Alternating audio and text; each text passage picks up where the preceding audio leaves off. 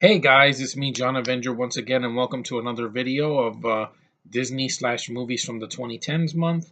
And I got a really good one for you guys today. I have a 2012 animated film that was robbed of an Oscar. This should have been Best Animated Film, hands down. It was the best movie Disney made that year. I loved it. It's probably the greatest video game movie that's not an official video game, but it has video game characters. Disney's Wreck-It Ralph. Yeah, awesome freaking movie.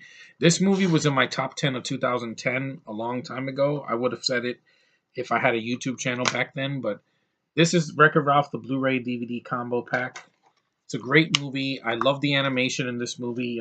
Basically, Ralph is like Donkey Kong, from the Donkey Kong arcade game. He's an arcade character that gets thrown off a building just like Donkey Kong.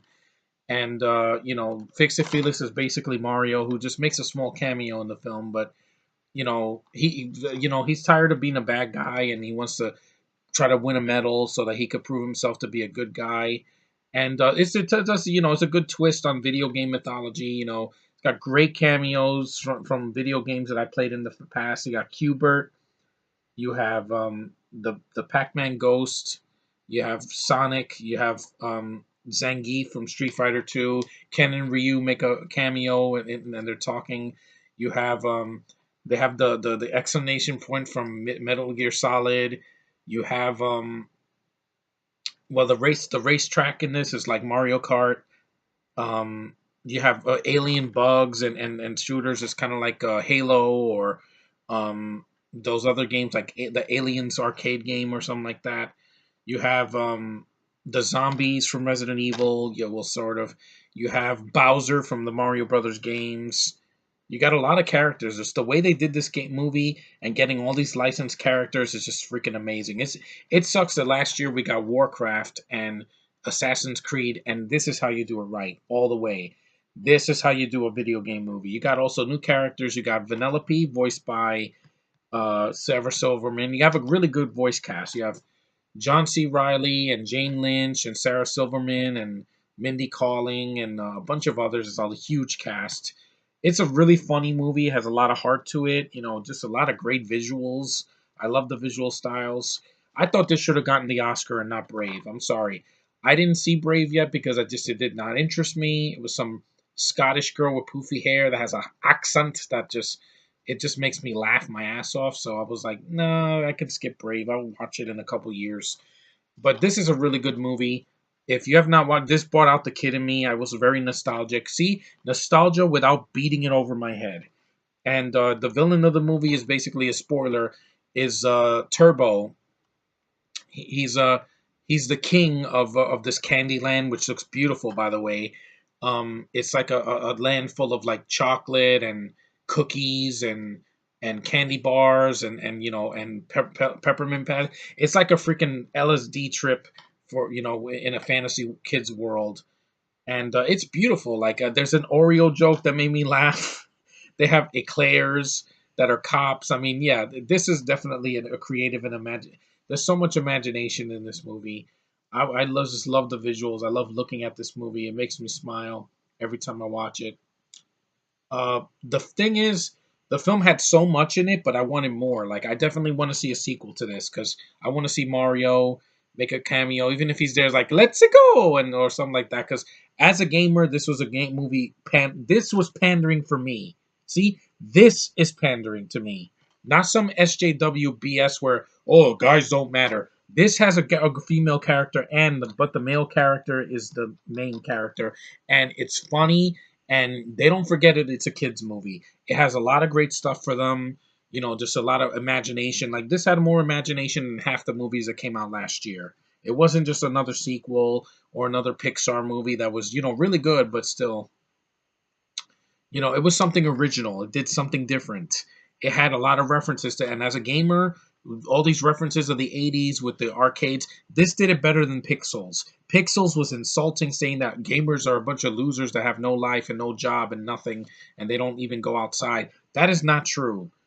I am a gamer and I go outside all the time. I take walks. I go to the freaking mall. I shop around. I actually get some fresh air. I don't just stay in the basement all day. I do things, And also, this movie just it was a lot of fun. Like if I this movie came out when I was a kid, I would have died. I would have been like, "Oh my god, this is like my fantasy come to life." And just yeah, the constant references to Donkey Kong and to Mario and to Pac-Man, a lot of the retro games, because retro is where it's at like right now when it comes to games. And this movie's magical. There's 101 minutes. It went by quick. It didn't feel too long. And just the soundtrack was good. Really well directed, good stuff. There's too many characters though, because there's so many video game characters that they kind of get lost in the shuffle. They mentioned Lara Croft, which was funny, even though I never played Tomb Raider, but I get the reference. You have to be a gamer and a lover of animation to really enjoy this movie, because then you'll get a lot of the references. I was sitting there in the theater. I saw this in the theater, and I was like, I get that. I got that reference. I know this game. I remember that. I see memories, but it wasn't memory berries all over like Rogue One. I'd rather see this than again 100 times over Rogue One. Why? Let's see. It touches on my nostalgia without beating me over the head with it. Yeah, that sounds like something good that Disney did. Unlike now, where they're just milking Star Wars and they're just trying to make their pseudo hybrid knockoffs of it. This was done better. This is nostalgia for the right audience. It panders to someone like me who has played video games for decades. I I was one of the '80s kids that played the original NES before they made the classic mini NES last year, and I was one of those that had a Game Boy. I had a Sega Nomad. I had a Genesis. I have the N64, the PlayStation One, the PS2. I had most of those systems, and I still play to this very day. I still have my Let me just prove that I'm a gamer. I've been playing this thing since I got Pokemon Sun last year, and I love this thing, this Nintendo uh, 3DS. I've played, been a play. Once you're a gamer, there's no going back, because you play games, you're a gamer for life. Especially someone like me that has played video games for a long, long time and gotten better at them. And just I like getting sucked into a world like this. It's my kind of a world. It's some things that some memories that I remember when I was a kid and when I was a teen, and just it speaks to me. See, you can entertain me and speak to me at the same time. And if you're gonna pander to something that I'm interested in, like this, or kaiju, or comic books, or sci-fi stuff, time travel, space battles, things that appeal to me, without being insulting about it. SJW bullshit, feminist feminazis that work for Disney and Lucasfilm. This is how you do it right. This is an awesome freaking movie. It was in my top 10 of 2010. I mean, not 2012, not 2010, but I didn't have a YouTube channel at that time in 2012.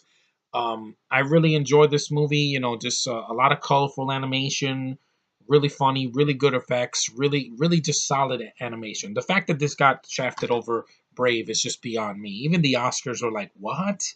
This didn't win? Look at this animation and tell me which is better, this or Brave. I'm sorry. That movie won because I bet the voters were a bunch of feminazis saying, "Oh, we have to have a female-driven movie win," because that's when it started. But here, I love this movie. It's a great animated film. Someone wanted me to review it. Well, there you go. Wreck-It Ralph is a fantastic animated movie. This would have been better than the Lego movie, except that had Star Wars in it, and that wasn't in this movie. But hey, I'm a sucker for that. But it's pretty damn close. This is definitely one of the best animated films I've seen in this decade, hands down. And it appeals to me in every way. Too many characters, like there's some people that live in the building that talk to Ralph. They could have been cut out. There's a lot of other like games that I never played before, but it's still a great movie despite how overstuffed with characters it is. But that's our only complaint about it. But it's a great animated film. Thanks for watching, guys. Liking, subscribing, commenting. You guys are great. This goes to also my friends on Facebook and YouTube.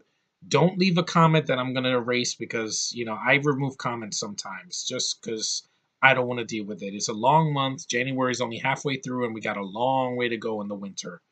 And there's a lot of reviews I have to do this month, next month, and in March. So just bear with me. I'm not going to always be. I'm going to read every comment, but if it's spam or if it's something that insults me, I just remove it. Nothing personal, just that's how I feel. But anyway, enough of that. Thanks for watching, and I will see you in the next review.